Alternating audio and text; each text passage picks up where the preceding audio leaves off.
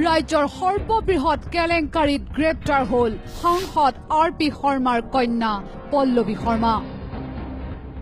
আৰু কন্যা গ্ৰেপ্তাৰ হোৱাৰ পিছতে তীব্ৰ ক্ষোভ উজাৰিলে সাংসদ RP শৰ্মাই চৰকাৰক কটাক্ষ কৰি সংকটকালত চৰকাৰে লোৱা পদক্ষেপক ধন্যবাদ জনালে RP শৰ্মাই মোৰ গভৰ্ণমেণ্টে বৰ ওপৰত বদলা ল'লে এটা দুখিত যাক মই চিফ মিনিষ্টাৰ বনাবলৈ 5 বছৰ মই তপস্যা কৰিছিলো দিনে ৰাতি খাটিছিলো গোটেই অসম ঘূৰিছিলো অসম চৰকাৰক অশেষ ধন্যবাদ আৰু আমাৰ মুখ্যমন্ত্ৰী ডাঙৰীয়াক অশেষ ধন্যবাদ আপুনি মুখ্যমন্ত্ৰী হৈ থাকক আমি জেলতে থাকিম কিন্তু 24 ঘণ্টাৰ ভিতৰতে এঘৰীয়া হ'ল সাংসদ RP শৰ্মা দলৰ নেতৃত্বই এলাগি কৰিছে সাংসদ শৰ্মাক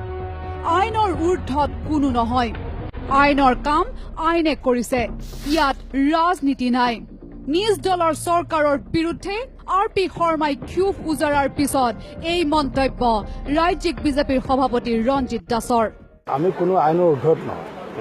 আমি দেশৰ ৰাষ্ট্ৰপতি হওক বা দেশৰ প্ৰধানমন্ত্ৰী হওক বা মুখ্যমন্ত্ৰী হওক বা সাংসদ বা বিধায়কেই হওক ইয়াতে কোনো ৰাজনৈতিক ধৰণৰ কোনো কথা নাই সাংসদ বা মন্ত্ৰী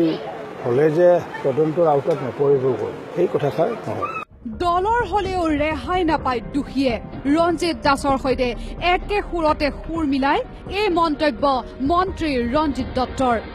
যদি আমাৰো যদি কোনোবা মোৰ সন্তান বা মোৰ নিজৰ ভাই ভতিজাৰ যদি তেনেকুৱা পথৰে যদি চাকৰি লৈছে নিশ্চয় তদন্তৰ আওতাত আহিছে আৰু শাস্তি পাব আৰু চৰকাৰৰ যদি ব্যৱস্থা এইটো বিজেপি বুলি কথা নহয় গোটেই অসমে এই কথাটোত আদৰণি জনাইছে সাংসদৰ কন্যা হৈও APSC কেলেংকাৰীত গ্ৰেপ্তাৰ হোৱা ঘটনাই মুখ্যমন্ত্ৰীয়ে যে দুৰ্নীতিৰ বিৰুদ্ধে শূন্য সহনশীলতাৰ নীতি গ্ৰহণ কৰিছে তাৰে এক প্ৰমাণ পোৱা গ'ল মুখ্যমন্ত্ৰীয়ে APSC কেলেংকাৰীক লৈ পক্ষপাতিত্ব কৰা নাই বুলি এই মন্তব্য বিজেপি নেতা ৰূপম গোস্বামীৰ মাননীয় মুখ্যমন্ত্ৰী মহোদয় ডাঙৰীয়া কোনো ধৰণৰ পক্ষপাতিত্ব কৰা নাই কাৰো লগতে পক্ষপাতিত্ব কৰা নাই কাৰণ তেখেতে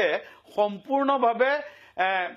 একদম নিয়াৰিকে গোটেই প্ৰক্ৰিয়াটো চলিবলৈ দিছে তাত কোনো ধৰণৰ হস্তক্ষেপ কৰা নাই আৰু মাননীয় মুখ্যমন্ত্ৰী ডাঙৰীয়াই যিটো শূন্য সহনশীলতাৰ কথা কৈছে সেইটো কৰ্মটো কৰি দেখুৱাইছে মুঠৰ ওপৰত এতিয়া সম্পূৰ্ণৰূপে অকলশৰীয়া সাংসদ RP শৰ্মা কন্যাক দুখমুক্ত কৰিবলৈ RP শৰ্মাই কৰিবলগীয়া আইনী যুদ্ধত তেওঁৰ লগত নাই তেওঁৰ কোনো দলীয় সতীৰ্থ ইপিনে ইয়াৰ মাজতে RP শৰ্মাক সাংসদ পদ ত্যাগ কৰিবলৈ দাবী প্ৰদেশ কংগ্ৰেছৰ সভাপতি ৰিপুণ বৰাৰ প্ৰতি কথাতে MP হিচাপে কৰাপশ্যনৰ বিৰুদ্ধে জেহাদ ঘোষণা কৰি আছে গতিকে সেইকাৰণে আমি RP শৰ্মাক মই আহ্বান জনাইছো যে তেওঁ কথা আৰু কামৰ সামঞ্জস্য কৰি দেখুৱাওক তেওঁ মৰেল ৰেছপন্সিবিলিটি লৈ তেওঁ পদত্যাগ কৰক ব্যুৰো ৰিপৰ্ট নিউজ লাইভ